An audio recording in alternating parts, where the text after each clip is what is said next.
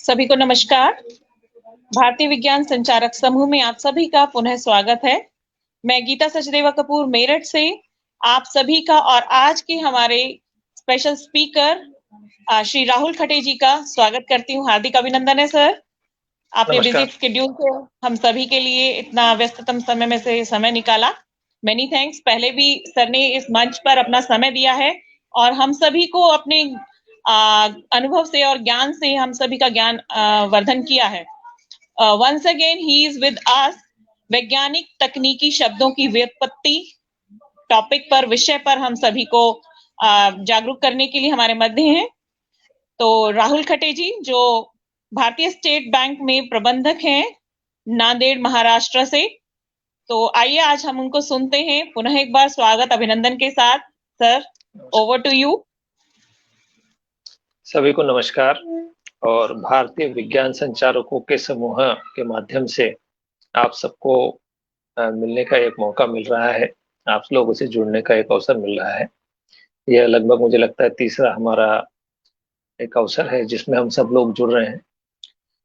भारतीय विज्ञान संचारकों के समूह में अरुण कुमार त्रिपाठी और सचदेवा मैडम के माध्यम से भारत भर के जो ज्ञान विज्ञान से जुड़े हुए जो लोग हैं उनको एक उचित मंच दिया जा रहा है और देश और विदेश में हमारी बात पहुंच रही है।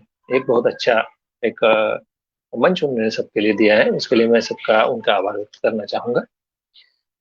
मित्रों, जैसे कि हमारी चर्चा चल रही थी वैज्ञानिक एवं तकनीकी शब्दों की उत्पत्ति के बारे में, तो जैसे कि आम धारणा हम देखते हैं कि हमारा एक भ्रम या कह लीजिए या फिर परंपरागत रूप से हम जो सुनते आ रहे हैं कि भाई विज्ञान और तकनीकी में जब भी शब्द है वो सिर्फ अंग्रेजी से ही आए हैं या फिर हमारी भारतीय भाषाओं में कुछ विज्ञान की मात्रा थोड़ी कम है, ऐसा जो एक भ्रम समाज में फैला हुआ है। उसका कारण ये है कि शिक्षा के माध्यम से जो है ना, विज्ञान और तकनीक के सारे विषय अंग्रेजी के माध्यम से ही पढ़ाए जाते हैं।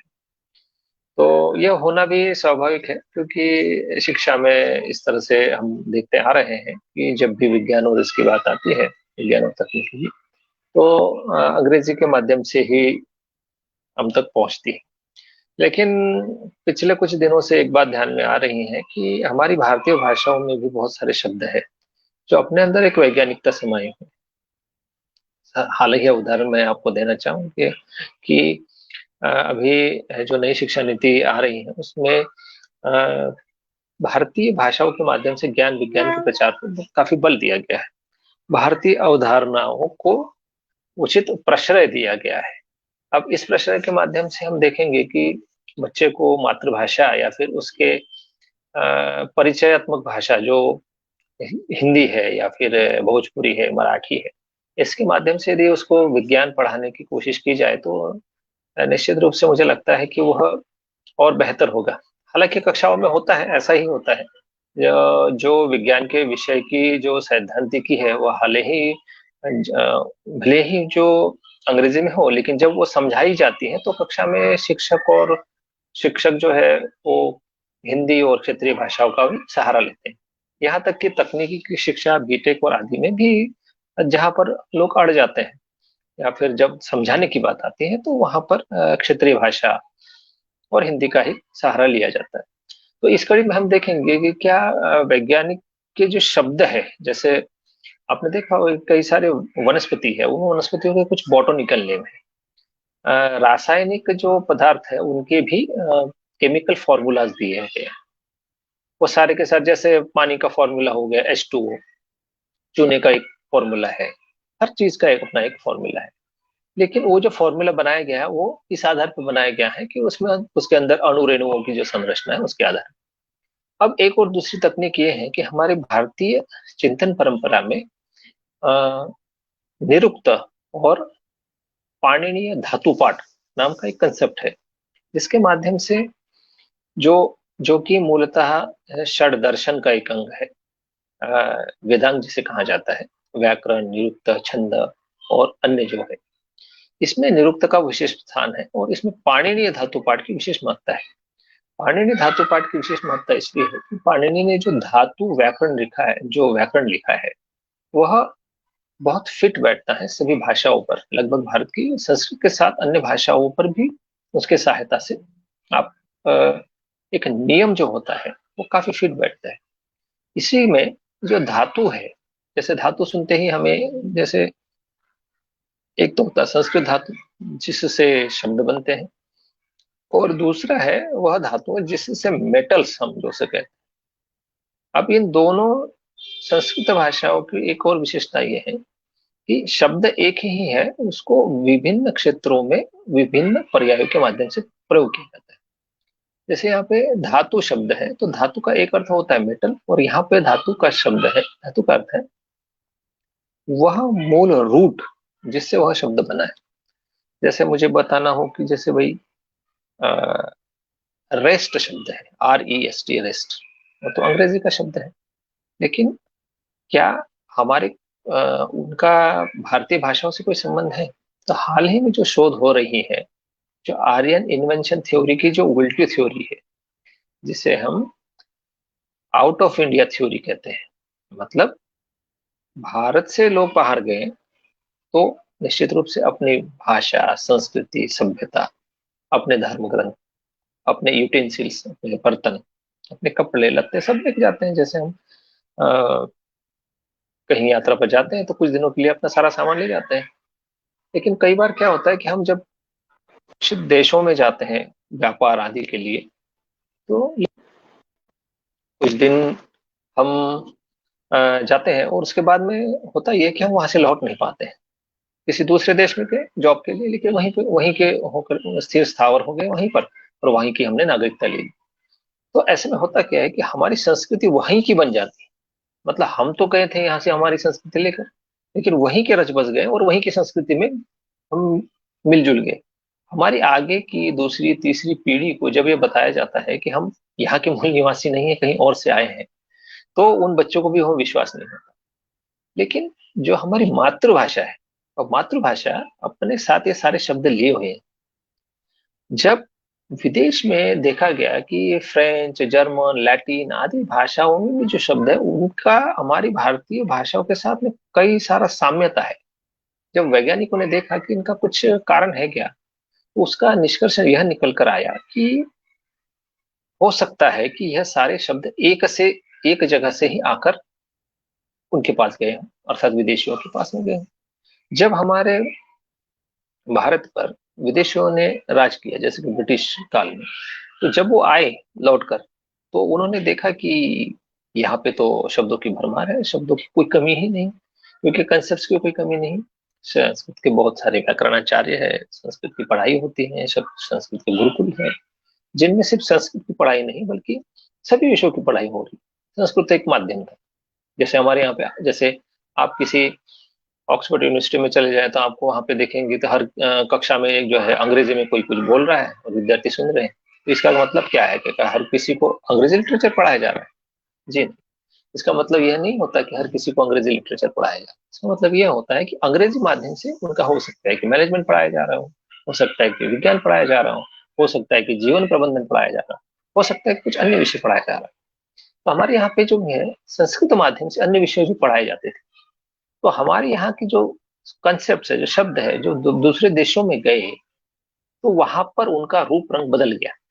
जैसे मान लीजिए यहाँ का रहने वाला धोती कुर्ता पहनने वाला कोई व्यक्ति विदेश में गया और वहां पे कड़ाके की ठंड है, तो उसे क्या करना पड़ता है, कोट भी लपेट। तो मान लीजिए कि एक व्यक्ति है, उसने नीचे तो कोट ही अपना ये डाला है, धोती डाली है, और ऊपर से उसने कोट भी डाल लिया। उसको लगे कि नहीं मेरा जो है ना शर्ट में थोड़ा सा और ठंड लग रही है, मैं एक काम करता हूँ, मैं टाई बांध लेता हूँ।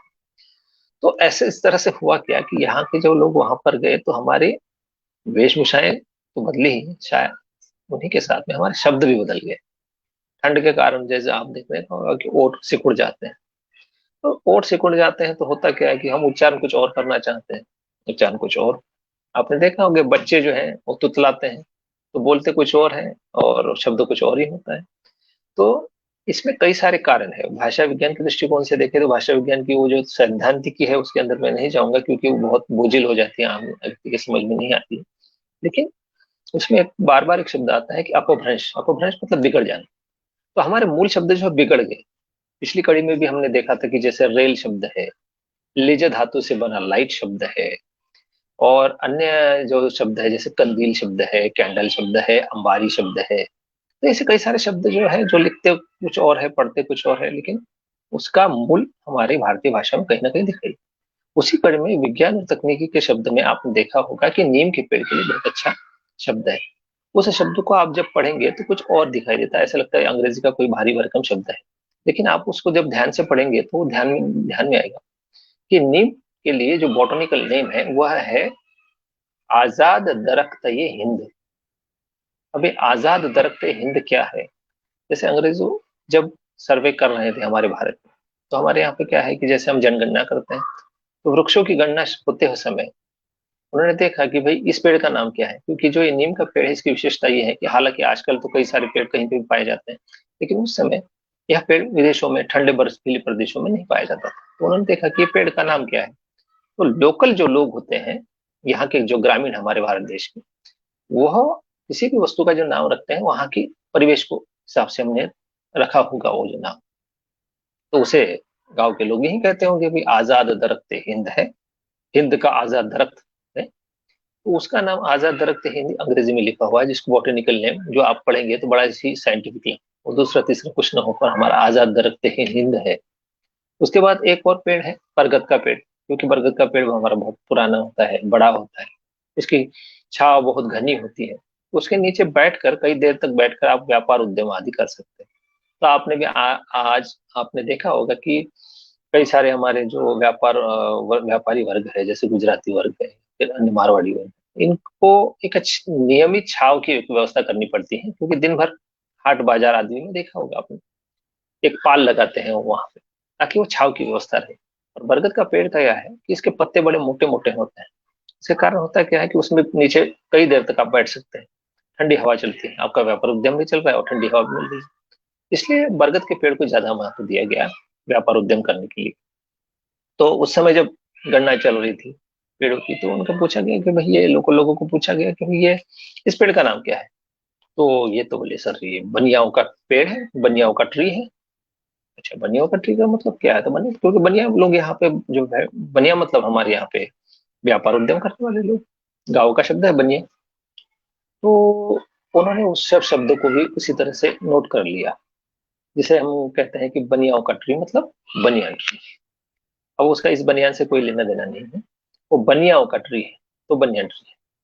कई बार वो समझ कई बार लोग कंफ्यूज होते हैं बनियान का और उससे क्या लेना देना, क्योंकि बनियान पहने हुए लोग बनिया लोग बनियान लोग, तो that's why that is called as a banyan tree. अब ये पहली बार जब आप सुनेंगे, तो जब हम विज्ञान और तकनीकी की बात कर रहे हैं और हम ये क्या हम भाषा के जो शब्द है उनके साथ में रिलेट कर रहे हैं, पहली बार जब मैंने सुना तो मुझे भी ये बड़ा आश्चर्य हुआ और एक विश्वास नहीं हुआ कि भाई ये ऐसा नहीं हो सकता है, कुछ और हो सकता है। जब हम उसकी वैज्ञानिकता में गए, थोड़ी सी खोज किया, तो वाकई में वो वैसा ही है। तो हमारे भारतीय शब्द ही बिगड़कर वहां पर जाकर अंग्रेजी के शब्द या फिर लैटिन आदि हम उनको समझते हैं, लेकिन वो हमारे है मूलतः भारत के ही। अब इसी कड़ी में हम देखते हैं कि जैसे नाम शब्द है, अकाउंट्स में एक शब्द चढ़ा जाता है, एक पढ़ा चढ़ता है कि किसी के नाम में चढ़ा देना। एक होता है डेबिट और एक होता है क्रेडिट। जो आना होता है, जिससे पैसे आना होता है, उसे नामे चढ़ाना बोलता है, NAME। अब इन सब में क्या है कि एक आपको साम्यता मिलेगी। जैसे नाम शब्द है, किसके नाम पर पैसे चढ़ाना है, और वहां पे लिखा रहता है किसके नाम में। अब नेम शब्द का यदि आप उच्चारण के आधार पर पढ़ेंगे, यदि मैं न को ना पढ़ू, NA को ना पढ़ू और ME को मैं पढ़ू, तो वो नामे शब्द लिखा है। जो हमारे अकाउंट्स में पढ़ा जाता है, नामे करना, किसी के नामे करना मतलब उसके नाम से उधार चढ़ा देना, तो वो नामे चढ़ा देना है। तो नामे है और नेम है, तो लिखा तो नामे है लेकिन हम उसको नेम पढ़ते हैं, जबकि NEM होना चाहिए था। वो NEM नहीं है, NAME है। वो NAME क्यों है? उसका कारण वही है, पिछली बार में हमने बताया था कि अपर शब्द जो है ऊपर लिखा है, UPPR।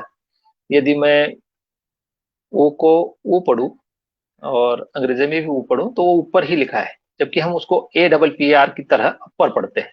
अब ये थोड़ा सा मैं जो बता रहा हूँ ये थोड़ा सा हो सकता है कुछ लोग जो हमारे पिछले एक दो चर्चाओं को देख लें, वो थोड़ा सा रिलेट करके जल्दी से समझ जाए। जो पहली बार आज सुन रहे शायद हो सकता है उनके एकदम से समझ में ना आए।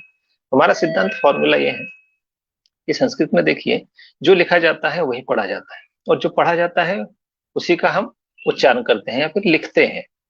यह सिद्धांत अंग्रेजी में नहीं है, और उनकी जब गहराई में हम जब जाते हैं तो उसका उच्चारण की कुछ पद्धतियां कुछ अलग है, जो हम पूरी तरह से अडॉप्ट नहीं कर पाते। इसलिए आपने देखा होगा कि अंग्रेजी सीखने में बहुत कठिन जाती है, लेकिन एक बार व्यक्ति सीख जाए तो बहुत अच्छा व्यक्ति अंग्रेजी बोल लेता है, क्योंकि वहां का एक्सेंट पकड़ लेता है।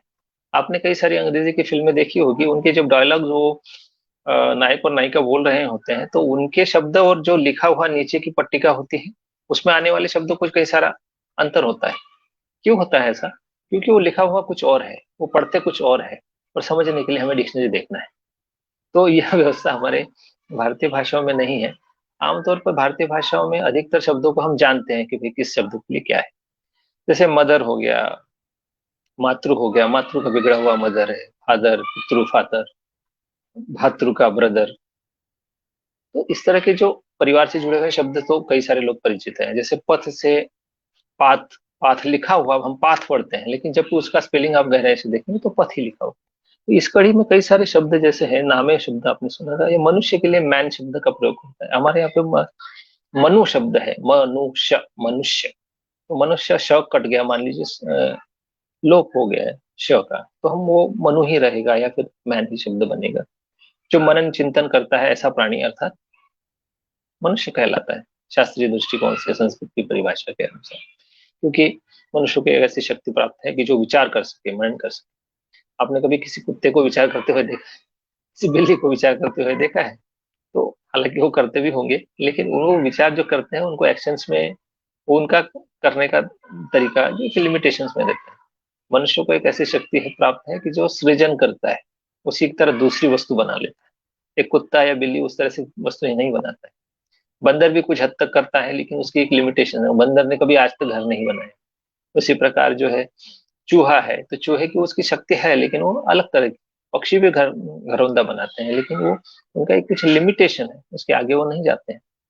उसके बाद में जो मनुष्य की मेधा शक्ति है, जो मनुष्य की बुद्धि है, वो अन्य प्राणियों से अधिक मानी जाती है।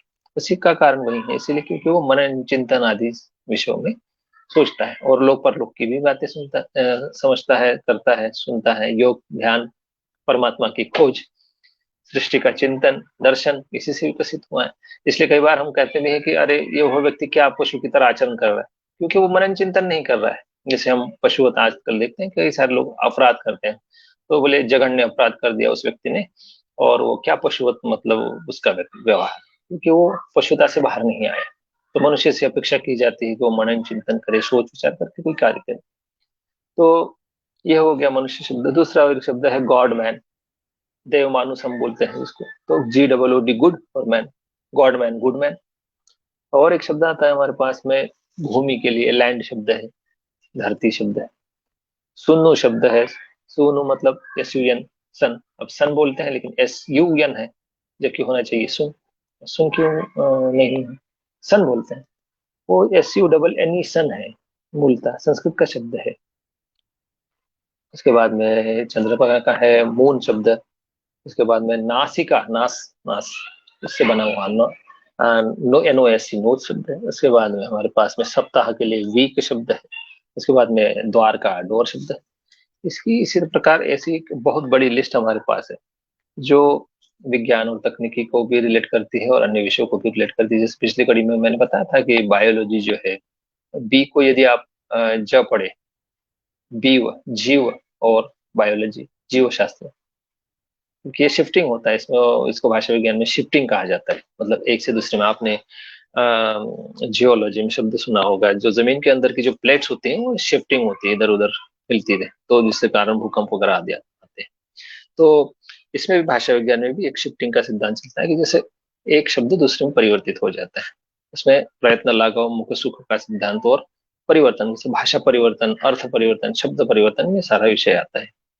तो उस कड़ी में हम देखते हैं कि REST, रेस्ट शब्द है, इसका मतलब होता है आराम करना।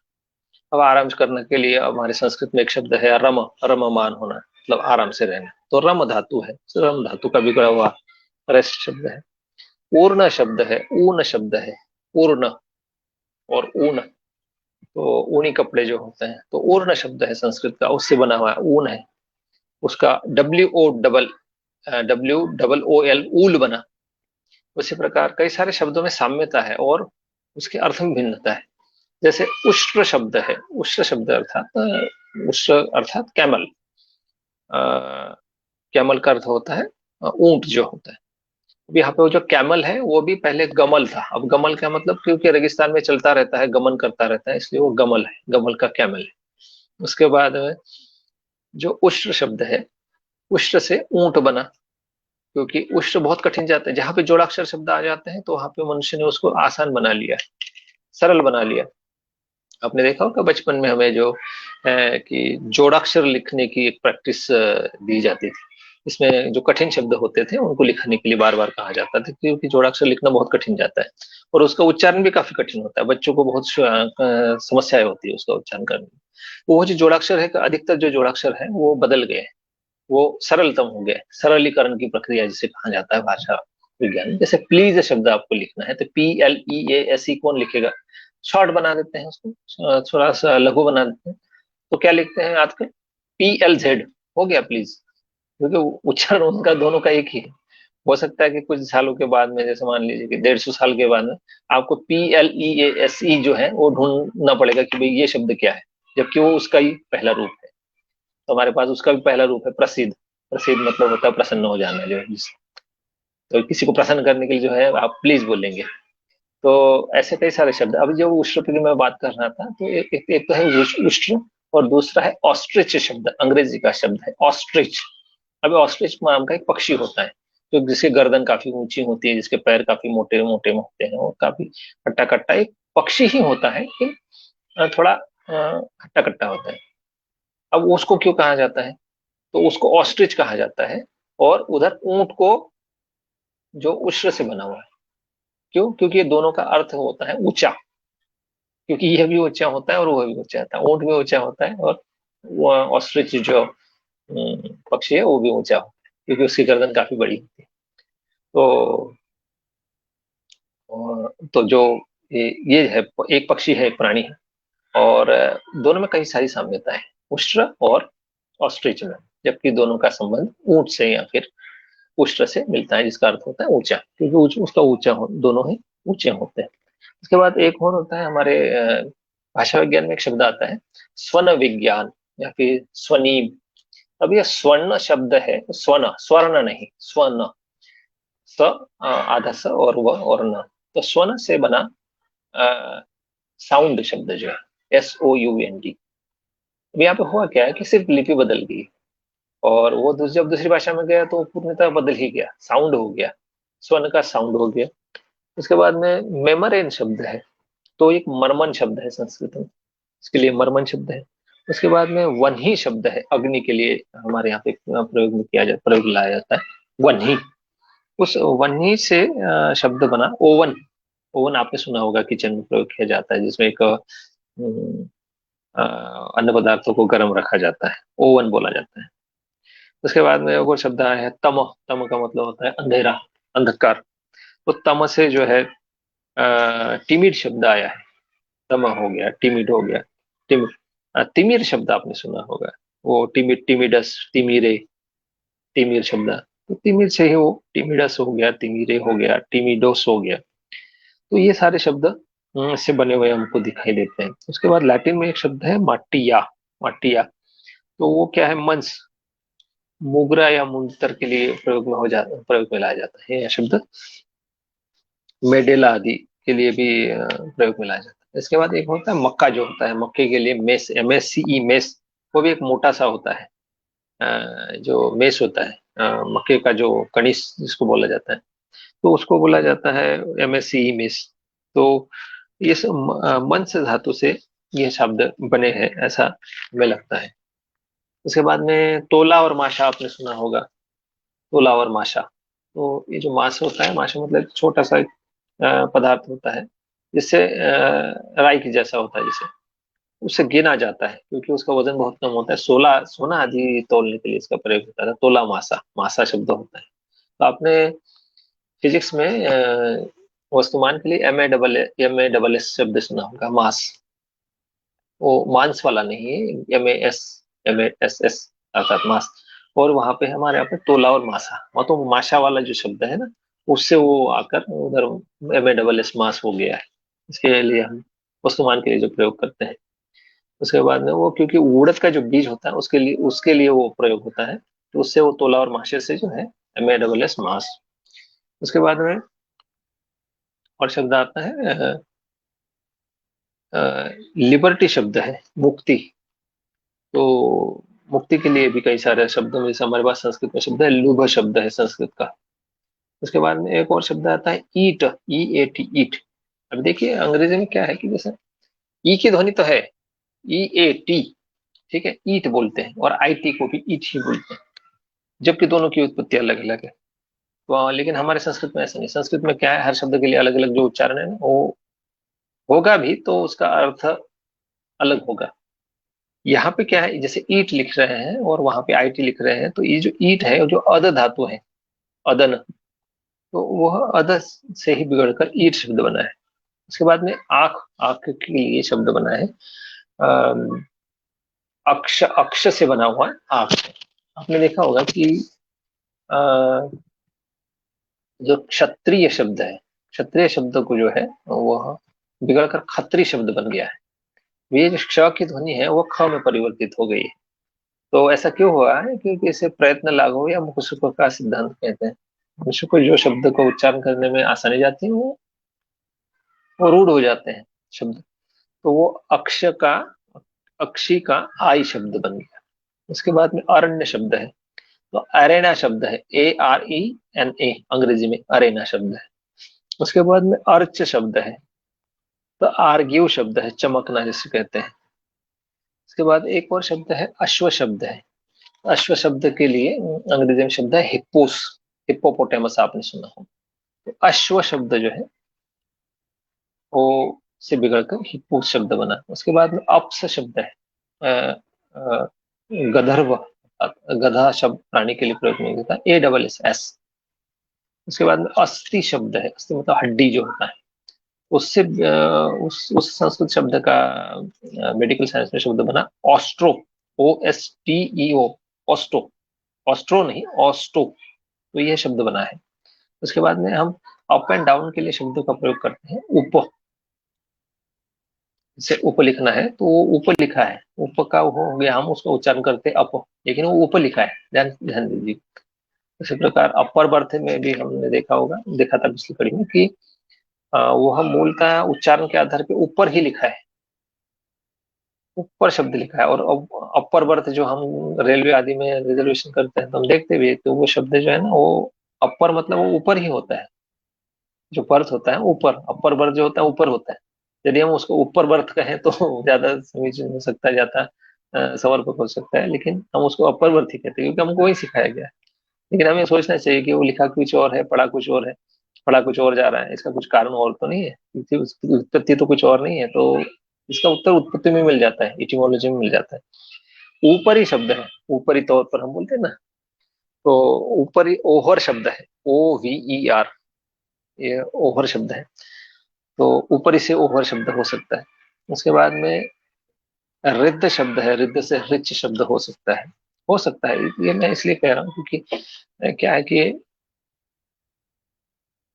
अभी एक ऐसा विषय है कि इसमें चर्चा में हो सकता है कुछ लोगों का मतांतर भी हो, हम एकदम से डायरेक्टली नहीं कहेंगे।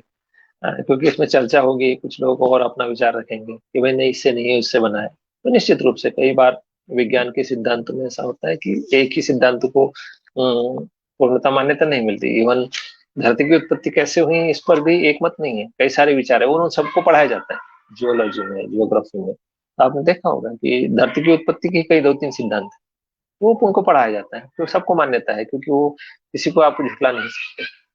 तो कृमि शब्द है, तो क्रीमोज शब्द है, CRIMSON, तो कृमि शब्द से क्रिस्मॉन या फिर KERMES, कृमि शब्द से बिगड़े हुए शब्द। क्षत्रप ऐसे TRAP, सत्रप। उसके बाद गृध ललचाना, GREED, ग्रिड मतलब किस चीज के प्रति ललचाना, तो गृध शब्द है हमारे पास। गोणी शब्द है, गोणी मतलब जिसमें भरा जाता है शायद अनाज वगैरह, GUNNY, गुन्नी शब्द है। उसके बाद में गौ जो होती है, निरंतर चलती रहती हैं, तो हो सकता है कि उसको देख के जो है गौ शब्द पड़ा हो, तो वो गौ जो है उधर जाके काऊ शब्द बन गया। अब ये ये शिफ्टिंग होता है, एक शब्द से दूसरे में परिवर्तित हो जाता है। ग क में बदल गया, ग से किसी और में बदल गया, जैसे गौ का काऊ हो गया, ग क में बदल गया, ऐसा होता है उसमें। उसके बाद में चक्र शब्द है, चक्र का सर्कल शब्द हो गया। उसके बाद में आपने देखा होगा कि सर्कस होती है, बच्चों को बहुत अच्छी लगती है, आपके गाँव में भी लगती होगी सर्कस, जिसमें बड़े बड़े लाइट लगाए जाते हैं ऊपर, पता चले लोगों की भाई यहाँ पे सर्कस आई है। तो सर्कस में आपने देखा होगा बड़ा सा चक्कर होता है, उसके अंदर एक बाइक चलाने वाला भी होता है जो चलाता है, और उसको जानबूझ के गोल बनाया जाता है ताकि लोगों का एक चीज पर ध्यान फोकस हो, वो गोलाकार होता है। तो हमारे पास चक्र है, चक्र सर्कल, सर्कल सर्कल से सर्कस, क्योंकि उसकी रचना गोलाकार होती है। उसके बाद में हम देखते हैं अंकों में, पिछली बार भी हमने देखा था, तो वाक चतवार पदानी ऐसा एक सूत्र आता है संस्कृत में, अर्थात परा पश्चिंती मध्यमा और वैखरी की 4 प्रकार की वाणियां बताई जाती हैं। तो वाक चतवार, चतवार से बना क्वार्टर शब्द, अर्थात 4 की पौना भाग हम जिसे बोलते हैं, वो क्वार्टर जो है चतवार। तो क्यू की ध्वनि है वो पहले च थी, च में क्यू में हो गई। उसी प्रकार आपने देखा होगा अंग्रेजी में एक शब्द है डब्ल्यू, तो यदि हम उसको देवनागरी में लिखे तो हम लिखेंगे डबल यू, अर्थात डब्ल्यू, जबकि वो दिखता है डबल वी। डबल 2 बार वी लिखेंगे तो आपको डब्ल्यू शब्द बनता है। लेकिन कई सारे शब्द है कि जो पहले कुछ और लिखे जाते थे, पुरानी अंग्रेजी में कुछ और लिखे जाते थे, डबल यू है वो, double U, double V, W, ये वो बदलते रहते हैं, शब्द भी बदलते रहते हैं। जैसे रास्ते के रूप रंग बदलता है, जैसे कहीं आज से 10 साल जहां पर पगडंडी थी, वहां पे आप हो सकता है कि बहुत बड़ा हाईवे बन गया हो, पर बड़ी सड़क बन गई हो, बड़ी सीमेंट की सड़क बन गई। तो ये सारे परिवर्तन होता रहता है, शब्दों में भी ऐसे होता है। तो चतवार का क्वार्टर, अन्य शब्दों का मैंने पिछली बार बताया था, नामन का नेम तो मैंने बता ही दिया है। दंत डेंट, डेंट का दंत, दक्ष, तो डेक्सोटरस शब्द आता है। उसके बाद दानम का डोनेट, DONATE, डोनेट शब्द जो है दान, दान शब्द से जुड़ा हुआ है। उसके बाद में टीयर शब्द आपने सुना होगा, टीयर फाड़ने के लिए प्रयोग होता है, वो ध्रुव शब्द है, ध्रुव, द्र है और इसके नीचे RI लिखेंगे इस तरह से हम, तो ध्रुव शब्द का TRE, टीयर, टीयर शब्द बना, TEAR। उसके बाद में ड्रॉप शब्द है, ड्रॉप द्रप्स शब्द है उसके लिए संस्कृत का। उसके बाद में हिम्बल शब्द है, ठिम्बक, ठिम्बक सिंचन शब्द सुना होगा आपने, मराठी का ठिम्बक सिंचन, उसमें थिम्बल, THIMBLE, थिम्बल शब्द है। उसके बाद में नक्त शब्द है, नाइट, नाइट के लिए NIGHT। ये नाइट शब्द में के साइलेंट ऐसा बोला जाता है, तो वो के साइलेंट क्यों है, क्योंकि वो नाइट है, यहाँ पे उसका उच्चारण नहीं करना है, लेकिन लिखना है, लेकिन उच्चारण नहीं करना है। तो ये भी बड़ी समस्या है कि आपको लिखना है लेकिन उसका उच्चारण नहीं करना है, और बहुत साइलेंट है, साइलेंट फीचर्स के साथ में बड़ी समस्या है, तो बच्चों को पढ़ाते समय बड़ा दिक्कत होती है कि भाई इसको पढ़ाए कैसे, और बच्चे भी परेशान रहते हैं कि इसको पढ़ो कि नहीं पढ़ो। जैसे नाइट शब्द है तो KNIGHT, तो ये जो है ना हमारा नक्त शब्द है संस्कृत का। उसके बाद में नेफ्यू शब्द, नपत्रु शब्द है, नपत्रु। अब क्योंकि संस्कृत के शब्द भी बड़े काफी कठिन है, क्योंकि हम ज्यादा अधिकतर प्रयोग नहीं करते, तो इसके कारण हमें वो संस्कृत के शब्दों से हम ज्यादा परिचित न होने के कारण हमें वो पता नहीं चलता कि अंग्रेजी का शब्द क्या है। जैसे नपत्रु शब्द थोड़ा कठिन लगता है, दूसरे शब्द आपको मैं आसान अंग्रेजी का शब्द बताऊं कि नेफ्यू शब्द है, नेफ्यू। तो वो नेफ्यू शब्द जो है वो नपत्रु शब्द से बना है। उसके बाद में न्यू शब्द, न्यू NEW, न्यू, वो नव शब्द से बना है, और उसको यस लगा देते हैं तो वो नव समाचार जो होता है, जो समाचार के लिए प्रयोग में लाते हैं, क्योंकि समाचार में नयापन होता है, अपडेशन होता है। जैसे भाई हम देखते हैं आज के समाचार क्या है, आज के अपडेशन क्या है, तो इससे वो नवस्य से न्यूज शब्द है। नेव, NAVE, नेव, नाभि शब्द है, जो भ की ध्वनि है वो VE में बदल गई, नाभि से नेव शब्द बन गया। उसके बाद में नोज, नासिक, नासिका या नासा शब्द से नोज शब्द बन गया। पंचकोण शब्द है, पंचकोण से पेंटागॉन शब्द बन गया, पेंटागॉन। उसके बाद में पथ, पथ तो पाथ बोलते हैं हम, लेकिन लिखते पथ ही है, PATH। उसके बाद में पश्च, पश्च से बना पोस्ट शब्द, पोस्ट मतलब बाद में, पोस्ट फैक्टो आदि बोला जाता है, तो वो बाद का शब्द है, मतलब पश्च शब्द है। उसके बाद में पिस्टल शब्द है, PESTLE, पिस्टल। मराठी में शब्द है पिठल। पिठल बोले तो पिष्ट मतलब आटे से बना हुआ ऐसा कोई पदार्थ, तो जो पिस्टल है वही पिस्टल पिष्ट पिष्ट है, तो वो संस्कृत का शब्द है, उससे बना है। उसके बाद में प्लू, प्लवन, प्लेन, फ्लो आदि शब्द इसमें मिलते हैं। बंध शब्द है, BIND, बाइंड, मतलब किसी चीज को बाइंडिंग हम जिसे बोलते हैं, इस चीज को बांधना, तो बाइंडिंग जो होता है बंध शब्द है, बांधना, बाइंडिंग, काफी साम्यता है।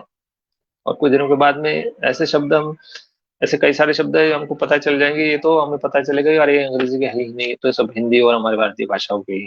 ऐसे कई सारे शब्दों की बहुत बड़ी एक लिस्ट, और इस पर काम भी हो चुका है। जो विदेशी जो लिंग्विस्टिक एक्सपर्ट्स है उन्होंने इस पर शोध किया है, तो उनको पता चला कि इसका काफी शब्दों का संबंध जो है संस्कृत से है, भारतीय भाषा से है, प्राकृत से है।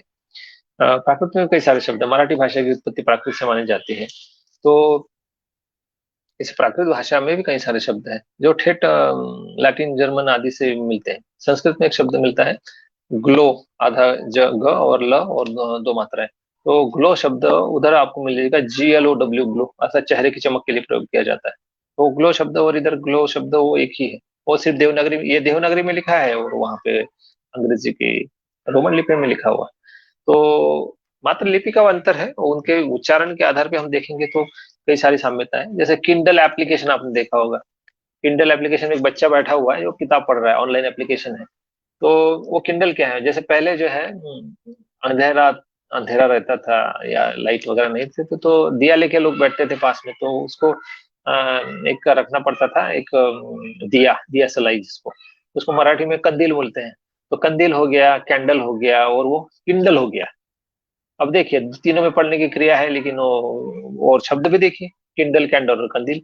उसी प्रकार वेलकम शब्द है, वड़कम शब्द है और वालेकुम शब्द है। तो ये सारी साम्यता है, क्योंकि ये शब्द जो है ना एक दूसरे प्रदेश में जाके, दूसरे राज्य में जाके बदल जाते हैं थोड़ा बहुत, तो एक ही रहता है उसका मूल। इसीलिए संस्कृत धातु पाठों को यदि हम पढ़ेंगे तो सारा ध्यान में आता है कि ये मूल किसी एक धातु से है। जैसे एक मूल धातु से, मेटल से ही कई सारे बन जाते हैं। जैसे मैं सोने की जैसी बाली लूं और उसका रासायनिक संयुग का परीक्षण करूं, तो उसका सोने का संयुग जो होगा, जो उसका जो केमिकल कंपाउंड होगा, वो वही मिलेगा जो एक अंगूठी में भी है, बाली में भी है, उसके लच्छे में भी है, या फिर सोने के किसी भी पदार्थ में वही मिलेगा, क्योंकि उसका DNA में जो है वो वही चीज रहेगी।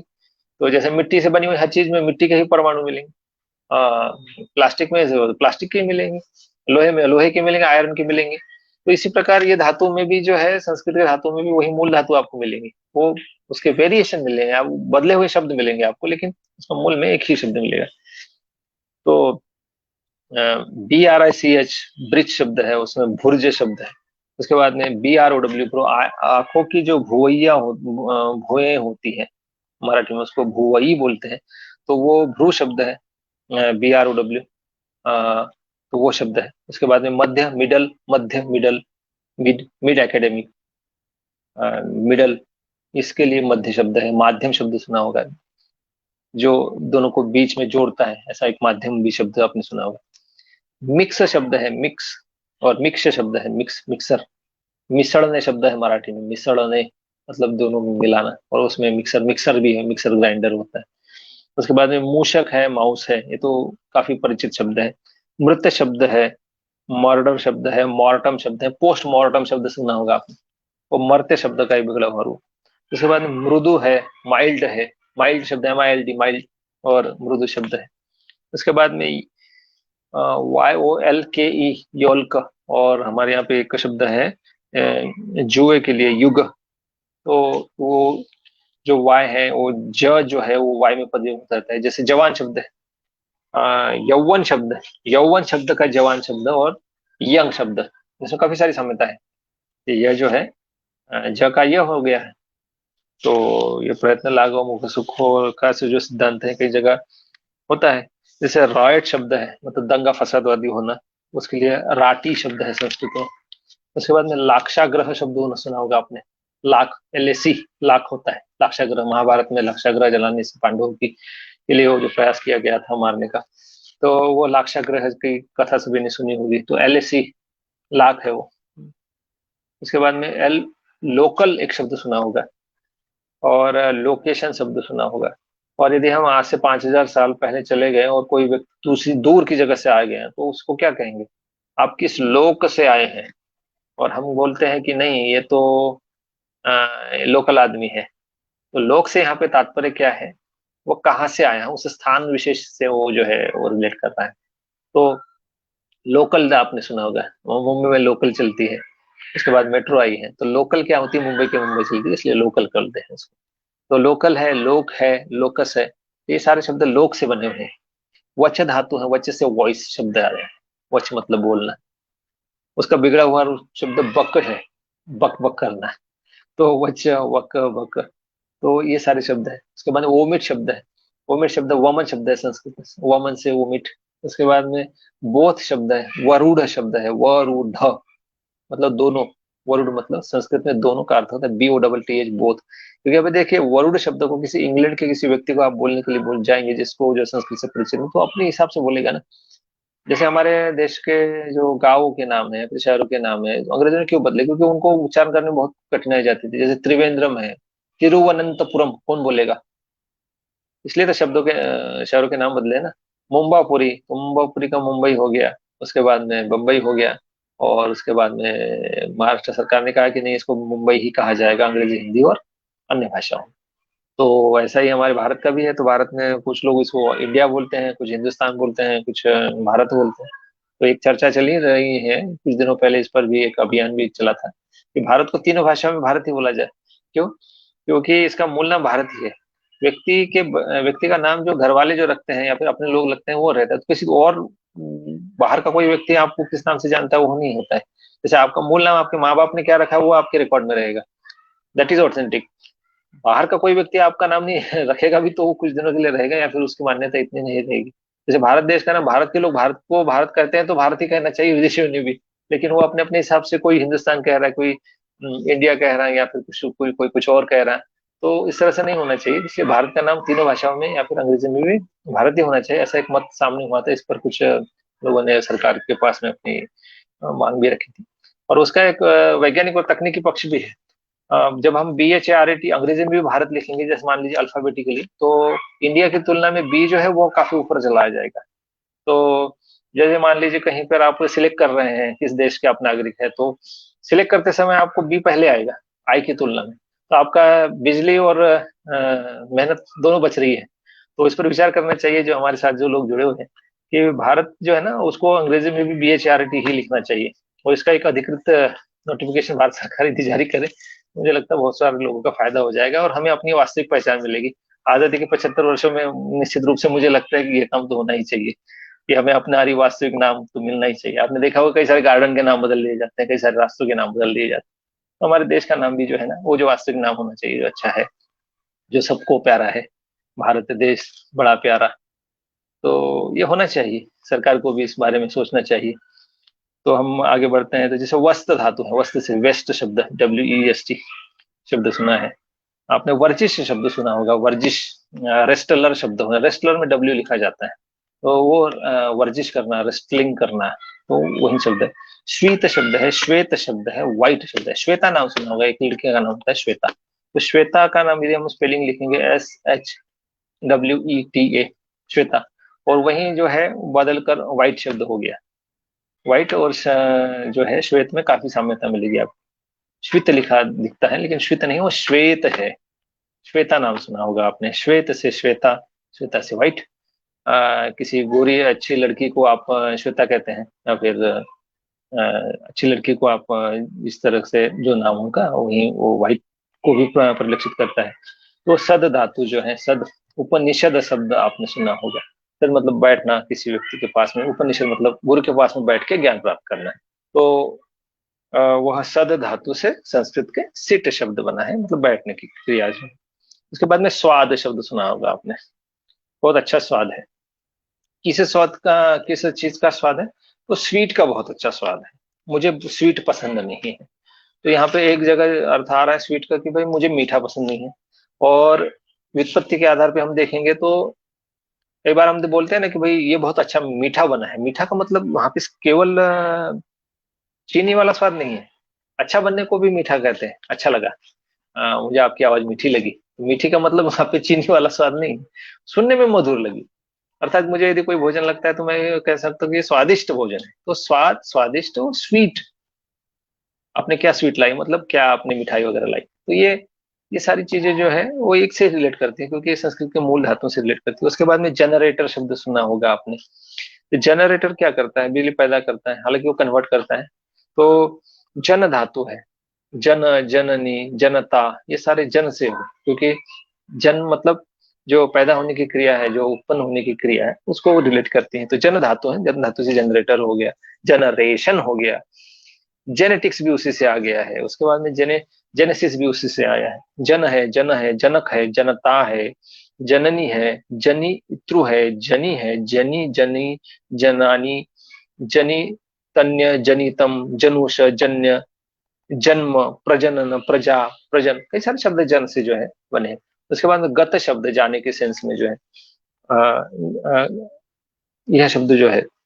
उसके बाद में और ये जो जन शब्द है, जन से ही गायनाकोलॉजी शब्द आपने सुना होगा। अब वो गायनाकोलॉजी क्या है, ग को जे यदि आप पढ़ेंगे तो आपको उसका अधिक रिलेशन स्थापित हो। वो गायनाकोलॉजी नहीं है, जाइनाकोलॉजी है। मतलब वो जननी शास्त्र है। अ, सृजन से रिलेटेड जो शास्त्र है वो गायनाकोलॉजी है, जिसका स्पेलिंग GYNA इस तरह से वो लिखा जाता है। तो जाइनाकोलॉजी नहीं है वो, जन, जननी शब्द से, जन शब्द से बिगड़ा हुआ है गायनाकोलॉजी। जी लिखा है, ठीक है, तो वहां पे हम उसको ग के सेंस में हम प्रयोग करते हैं, वो जाइनाकोलॉजी है। इसके बाद में जनित्र शब्द है, जनरेटर शब्द सुना होगा आपने। जनरेटर, जनित्र मतलब यंत्र में प्रयोग में होता है, मराठी में विशेष प्रयोग होता है कि जैसे बिजली उत्पन्न करने वाले उपकरण को जनित्र बोला जाता है, जनरेटर जिसको कहते हैं। उसके बाद में जेंडर शब्द सुना होगा, जन से जेंडर भी शब्द सुनाता है। तो ये कई सारे शब्द जो है जो हम आज की चर्चा में हमने इसमें डिस्कस किया। लगभग हम 47 मिनट के इसमें हमने कई सारे शब्दों की चर्चा की। लगभग हम 50 मिनट इस पर चर्चा करेंगे। उसके बाद में कई सारे ऐसे शब्द हैं जो दूसरी भाषा में जाकर रच बस गए, लेकिन हमारे पास जब आते हैं तो हमें बताया जाता है कि लैटिन का है, फ्रेंच का है, जर्मन का है। लेकिन अ, उसकी मूल गहराई में जाते हैं तो उसकी उत्पत्ति हमें संस्कृत को मिल जाती है। जैसे लुप्त हंसा शब्द आपने सुना होगा।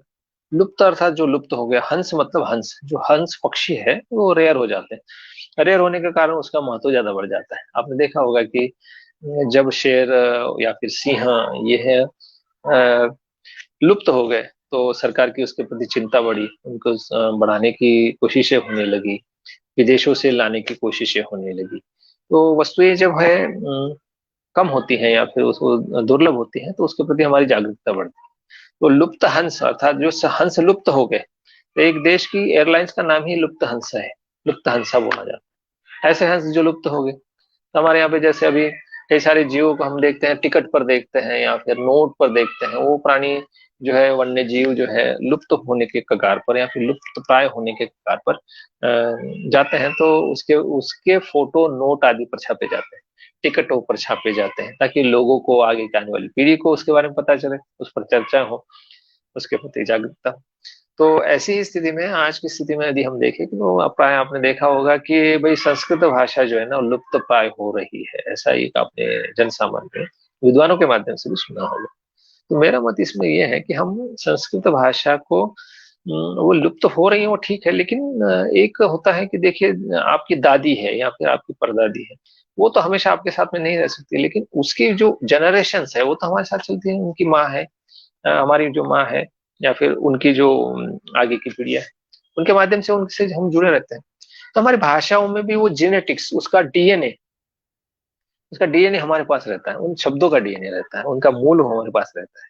मान लीजिए कि हमारे पास में अभी एंड्रॉइड 11 है या फिर 5G फोन है, लेकिन क्या हम उस 2G फोन को, 2G जो 1G, यदि मैं कहूँ 1G, 1G तो हमने सुना ही नहीं था, क्योंकि 2G जब से आया तो 2G वगैरह ज्यादा सुनने में आया। लेकिन वो एक 1G भी तो था जो, जिसमें हम कॉलिंग ही करते थे या फिर एसएमएस करते थे। एसएमएस नहीं करते थे उसमें, एसएमएस भी नहीं करते थे। जब 2G आया तो कई सारी चीजें जो है वो बदलते, 2G आया, फिर 3G आया, फिर 4G आया, फिर 5G आया। और फोन का भी ऐसा ही, एंड्रॉइड 11 आया, 10 आया, 8 था, 7 था, 6 था, 5 था, 4 था। अब 2 और ये 3 कब था, तो हमें थोड़ा सा मेमोरी भी जोर देना पड़ता है, क्योंकि 2 एंड्रॉइड 2 और ये 1 एंड्रॉइड 1 कब था। हो सकता है कि हमने उस समय कभी फोन प्रयोग ही ना किया हो। तो ये सारी कई सारी चीजें जो जुड़े रहते हैं, कि भाई जब जैसे जितना आगे बढ़ जाते हैं, तो हमारी विस्मृति में पिछली जो चीजें पीछे छूट जाती हैं। लेकिन इसका मतलब यह नहीं है कि वो पूरी तरह से ही गायब हो गई है या फिर नष्ट हो गई है। जैसे भाषाओं में भी है, संस्कृत पूर्णतः नष्ट नहीं हो। मेरा विचार यह है कि हम तत्सम तद्भव देशिज शब्दों के रूप में संस्कृत को आज भी हम प्रयोग करते रहते हैं। मेरी मातृभाषा मराठी है, लेकिन मराठी में कई सारे शब्द आपको ऐसे मिलेंगे कि जो प्राकृत से आए हुए हैं, उनका सीधा संबंध अंग्रेजी से है, उनका सीधा संबंध संस्कृत से है। तो भाषा क्या है, एक से दूसरे में, दूसरे से तीसरे में परिवर्तित होती है। जैसे कबीर ने कहा है ना कि 4 कोस पे वाणी बदले, 8 कोस पर वाणी, पानी बदले, 4 कोस पे पानी बदले, 8 कोस पर वाणी। ये परिवर्तित होती रहती है, और कुछ कुछ अंतराल के बाद एक भाषा पूरी तरह से परिवर्तित हो गई होती है दूसरी में। जैसे गुजराती भाषा आपने सुनी होगी, देखी होगी। तो गुजराती जब सुनते हैं तो कुछ अलग नहीं लगता है, लेकिन उसकी जब लिखी हुई गुजराती देखते हैं, तो उसके ऊपर की जो अधोरेखा है वो है ही नहीं। जबकि उसका कई सारा साम्य जो है, साम्यता जो है हिंदी से है और मराठी से, क्योंकि महाराष्ट्र और गुजरात पास में है, तो कई सारे शब्द साम्यता है। तो और मराठी को यदि आप लिख रहे हैं, और मराठी लिखते समय उसके ऊपर के अधूरे शय को आपने हटा दिया, तो आपको ऐसा लगेगा कि अरे ये तो गुजराती है। और उसके कुछ जो अंक जो शब्द है, कुछ वर्ण है, वो भी थोड़े से अलग है। तो लेकिन काफी सारी साम्यता लिए हुए हैं देवनागरी के साथ में। उसी तरह नेपाली भाषा का आप कोई चैनल देखिएगा, तो आपको ऐसा लगेगा कि नेपाली में तो कई सारे शब्द ऐसे तो हिंदी के ही लगते हैं, लेकिन वो नेपाली के हैं, क्योंकि नेपाल भी हमारा भारत का अंग है। तो ये कई सारी चीजें जो है, ये एक से दूसरी से मिली जुली है। और देवनागरी लिपि में जो है, जो हमारी 22 अधिकृत भाषाओं जो है, इसमें अधिकतर जो 8 से 10 भाषाओं की जो लिपि है वो देवनागरी है। मतलब यदि आप कंप्यूटर पे देवनागरी लिपि में एक भाषा में काम करना सीख गए, मराठी या हिंदी में, तो उसके आधार पे अन्य भाषाओं में भी आप टाइपिंग और हिंदी में काम कर सकते हैं। तो ये बहुत अच्छी सुविधा हमारे पास है, कि जैसे देवनागरी में काम करना है, तो देवनागरी में करना है तो एक सीख जाइए, संस्कृत का सीख जाइए, तो हिंदी का सीख, एक कीबोर्ड सीख जाइए, तो आपको अन्य भाषाओं की भी उसमें काम करने की सुविधा मिल जाएगी। तो ऐसे कई सारे शब्दों का हमने आज चर्चा की। लगभग 50 मिनट की हमारी चर्चा चली। और 50 मिनट के ऊपर चर्चा नहीं चलनी चाहिए, पीरियड नहीं होना चाहिए, क्लास नहीं होनी चाहिए, ऐसा भी एक सिद्धांत है, क्योंकि ज्यादा बोझिल लगता है, बच्चे सो जाते हैं। तो हम नहीं चाहते कि आप सो जाए, और हमारी यह निरंतर चर्चा जारी रहे। तो इसी आशा और इस जिज्ञासा और इसकी को हम जारी रखेंगे, और इस कड़ी में आगे भी हम जुड़ते जाएंगे, और नए नए शब्दों के बारे में चर्चा करते जाएंगे। इस आशा और विश्वास के साथ में अपनी वाणी को विराम देता हूँ, और दोबारा भारतीय विज्ञान संचारकों के समूह का मैं आभार व्यक्त करना चाहूंगा, और उनको कुमार त्रिपाठी सर का और सत्यदेवा मैडम का, कि आपने हमें ये अवसर उपलब्ध करवाया और इस विषय पर चर्चा करवाई। आपको यदि इस विषय पर कोई प्रश्न या फिर करना हो, तो क्योंकि इन्होंने सेशन जो है हमारा, ये जो है थोड़ा सा इन वन साइड हो गया है, तो मैंने जो बातें कही हैं उसके बारे में, ये जब फेसबुक पे अपलोड होगा, तो आप अपनी टिप्पणियों में इसमें दे सकते हैं। जैसे आपके भी मैंने कुछ शब्द बताए, तो हो सकता है कि आपके भी दिमाग में कुछ शब्द हो कि वो भी उससे जुड़ता मिलता जुलता हो, तो आप उन शब्दों को उसमें लिख दीजिए, आप अपनी टिप्पणी फेसबुक में दर्ज कराइए। और हो सकता है कि हम इसको यूट्यूब में अपलोड करेंगे, तो वहां पे भी आप टिप्पणियों में, कमेंट्स में अपने शब्द या फिर अपने विचार या फिर अपने मत और मतांतर, ऐसा नहीं कि भाई मुझे, मैं आपसे सहमत हूं तो ही आपको टिप्पणी करनी है। यदि आप असहमत है, भाई ऐसा नहीं है ऐसा है, तो आप वो भी बता सकते हैं, क्योंकि किसी भी चीज के लिए हम अंतिम रूप से इसमें ये नहीं रहते कि भाई ये हमारा कहना ही अंतिम है। तो आप सबके लिए वो द्वार खुले हैं, आप अपने कमेंट्स दे सकते हैं, आप अपनी टिप्पणी बता सकते हैं। और जो हम ये वीडियो अभी फेसबुक पे चल रहा है, इसको शेयर भी कर सकते हैं, क्योंकि अभी वीडियो जो है केवल भाषा विज्ञान से संबंधित नहीं है, विज्ञान, तकनीकी, प्रौद्योगिकी और आने वाली नई पीढ़ी के साथ में जो नई शिक्षा नीति को भी अपनाया जा रहा है, उसमें भारतीय भाषा को उचित प्रश्रय दिया गया है, उसको उचित स्थान दिया गया है।